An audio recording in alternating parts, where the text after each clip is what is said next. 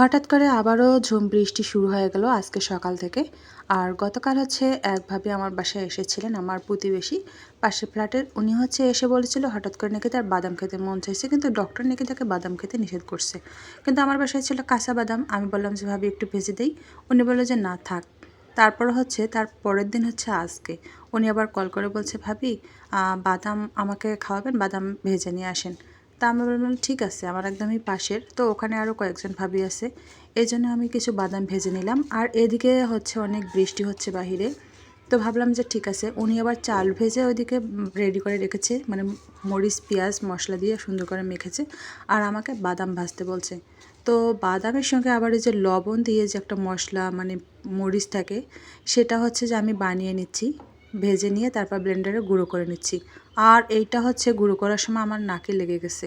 তারপর এদিকে হচ্ছে বাদাম আর লবণটা ভাবির পাশে নিয়ে গেলাম আমার একদম পাশের ফ্ল্যাটের। এদিকে হচ্ছে বাদাম ভাজা কমপ্লিট। তো তার ছিল এই বাটি, আমার কাছে এসেছিল প্লেট। উনি আমাকে হচ্ছে বিরিয়ানি দিয়েছিল, কিন্তু আমি দেখে আজকে বাদাম ভাজা দিচ্ছি। আর এদিকে দেখেন বৃষ্টি হচ্ছে, বৃষ্টিতে বাহিরে চলে গেলাম।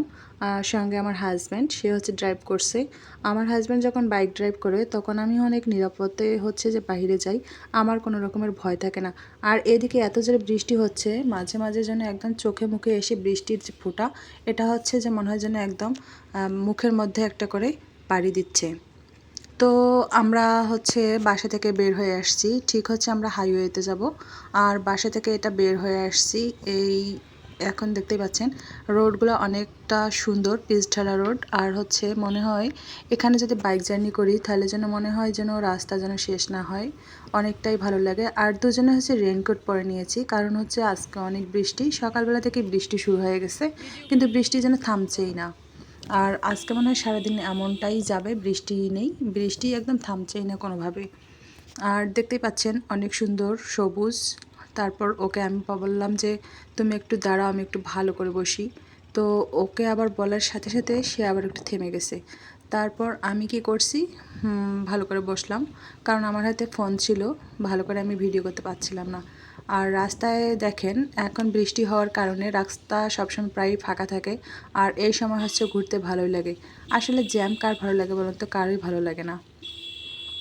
এখন হচ্ছে আমরা ও হচ্ছে রাস্তার মানে চেঞ্জ করলো। তারপর হচ্ছে এই দিক দিয়ে যখন যাই, তখন এই রোডটা হচ্ছে গাজীপুর রোডে হচ্ছে, এটা মৌচাক যাইতে। তো এই রোডটা অনেক সুন্দর, আরও বেশি সুন্দর। আমার কাছে মাঝে মাঝে মনে হয় ও যদি অফিসে থাকতো আর আমি যদি বাইক ড্রাইভ করতে পারতাম, তাহলে হচ্ছে এই রাস্তাটা একাই একাই চলে আসতাম। কিন্তু ওই যে পাখা হচ্ছে গজাবে, এই জন্য সে হচ্ছে আমাকে বাইক চালানো শেখায় না। বারবারই বলে যে শিখাবে শিখাবে, জানি না আর কবে শিখাবে। শেখা তো মনে হয় আর হবে না, কারণ ও কখনোই চায় না যে আমি বাইক ড্রাইভ করি, বা আমি স্কুটি চালা শিখি, বা বাইক চালানো শিখি, বা একা একা বের হই, সে কখনোই চায় না। কিন্তু এটা আমার একটা তীব্র ইচ্ছা। কেন জানি মনে হয় যেন এটা শেখা দরকার। আসলে বাহিরে সবসময় হচ্ছে আমরা মেয়েরা হচ্ছে রিক্সার উপর নির্ভরশীল হয়ে বেশিরভাগই এইসব রাস্তায়। আর আমার হচ্ছে এখন অভ্যাস হয়ে গেছে বাইকে চড়া, আর বাইক ছাড়ার জন্য কোথাও বের হইতে ইচ্ছা করে না। কারণ দেখা যায় যে অটোতে যদি উঠি, তাহলে রিক্সায় উঠি, তাহলে দেখা যায় থামতে থামতে অনেক লেট হয়ে যায়, আর খুবই বিরক্ত লাগে। তারপর হচ্ছে আমরা সুন্দর রাস্তাটা পার হয়ে চলে আসলাম। দেখেন অনেক বৃষ্টি হচ্ছে আজকের, এই রকম আবহাওয়াটা অনেক জায়গায় জুড়ে হচ্ছে, যে এরকমটাই হচ্ছে সারাদিনে বৃষ্টি। তো গাজীপুর এরিয়ার হচ্ছে এই জায়গাগুলো আপনারা হচ্ছে বাইকে করে ঘুরতে যদি কখনো আসেন, বা এখানে যারা আশেপাশে আসেন, তারা দেখা যায় যে বিকালে করে, যারা স্থানীয় মানুষ যারা বাহির থেকে আসে, বিকালে হচ্ছে অনেক ভিড় থাকে এখানে হচ্ছে ঘোরার জন্য। আর রাস্তাটা মোটামুটি বলতে পুরোটাই ফাঁকা ছিল। আর একটা দুইটা হচ্ছে যে যাত্রী যাচ্ছিল এরকম। তো আমিও হচ্ছে যে আমরা হচ্ছে যাচ্ছিলাম, আমাদের হচ্ছে রেনকোট পরে বের হয়েছি দুইজনে, আমাদের ম্যাচিং ম্যাচিং। যাই হোক, তো বাইরে যাওয়ার কোনো উদ্দেশ্যের কারণে সে আজকে বাসায় ছিল এমনটা নয়, সে আজকে হচ্ছে অফিস থেকে ছুটি নিয়েছিল তার একটা কাজের জন্য। আর বাসায় হচ্ছে রান্নাবান্না খাওয়া দাওয়া করার পর দুপুরের পর হচ্ছে আমরা বাইরে বের হয়েছি। আমাদের একটা কাজ ছিল এমার্জেন্সি, মূলত একটা ব্যাংকে। তো এখন হচ্ছে যে যাচ্ছি আমি তো পিছনে। আর মাঝে মাঝে হচ্ছে ও আমার সঙ্গে অনেক গল্প করে, কিন্তু আমি বুঝতে পারি না, কারণ পিছন থেকে হচ্ছে কথা অত ভালোভাবে বোঝা যায় না। যারা সামন থেকে বাইক ড্রাইভ করে কথা বলে তাদের কথা মাঝে মাঝে যেন মনে হয় বাতাসে পিছন দিক দিয়ে উড়ে চলে যায়, আমার কানেই ঢুকে না এরকমটা। তো আমি বেশিরভাগই তার কথা শুনতে পারি না, কিন্তু অনেক সময় বুঝি না। আর এই যে দেখেন, সুন্দর একটা রাস্তায় হচ্ছে পার হতে হতে মাঝে মাঝে রাস্তার মধ্যে এমন ধরনের হচ্ছে যে গর্ত থাকে, এগুলো তো পানি দিয়ে যখন ভরাট হয়ে যায় তখন আমার কাছে মনে হয় যদি আমি রাস্তায় ড্রাইভ করতাম তাহলে মনে হয় ওখানেই থেমে থাকতাম। কারণ আমার কাছে মনে হয় যে এর ভিতরে মনে হয় অনেক বড় গর্ত আছে, আমি যে বাইক নিয়েই যাব না। কিন্তু আসলে হচ্ছে যারা ড্রাইভ করে তারা কিন্তু অনেক কষ্ট করে, অনেক কিছু কন্ট্রোল করে। তারপর আমরা চলে আসলাম হচ্ছে হাইওয়েতে। আর এখানে হচ্ছে যে রাস্তাগুলো পার হওয়া অনেক কষ্ট।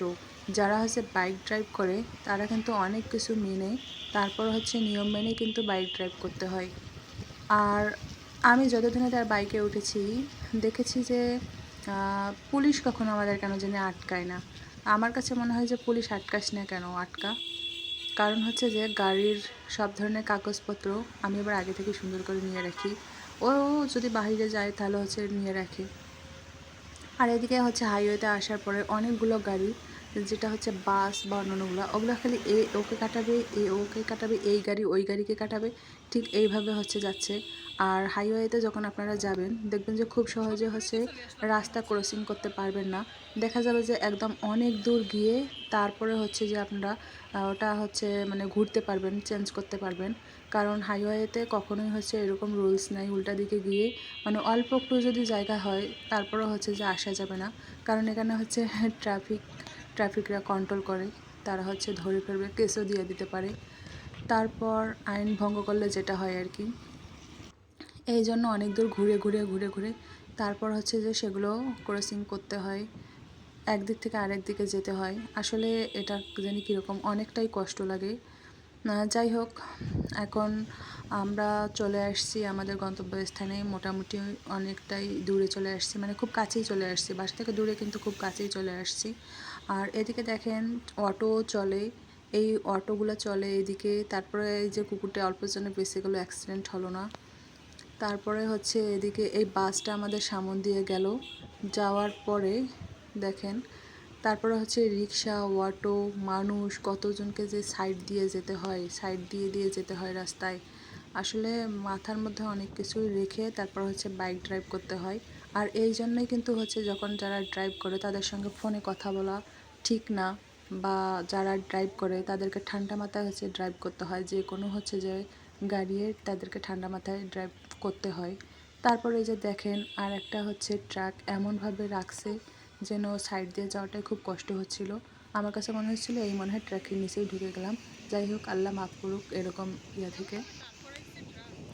তারপর এখান থেকে চলে আসলাম। আসার পরে রাস্তার মধ্যে সবাই এত বেপরোয়া হয়ে চলাফেরা করে যেন নিজের একদমই নিজের বাড়ি এরকমটা মনে হয়। রাস্তাটা যেন তাদের একদম কেনা, নিজের মতো।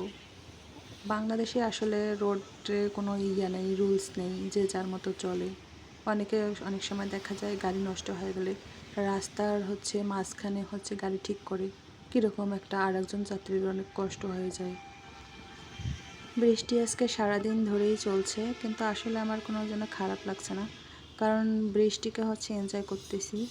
বৃষ্টি এরকমই থাক আজকে সারাদিন, মুষলধারে বৃষ্টি হলে ওয়েদার ভালো থাকে, কোনো রকমের হচ্ছে ফ্যান চালাইতে হয় না, ঠান্ডা ওয়েদারে খুব ভালোই লাগে। কখনো কখনো হচ্ছে কাঁথা মুড়িয়ে দিয়ে ঘুমানো যায়।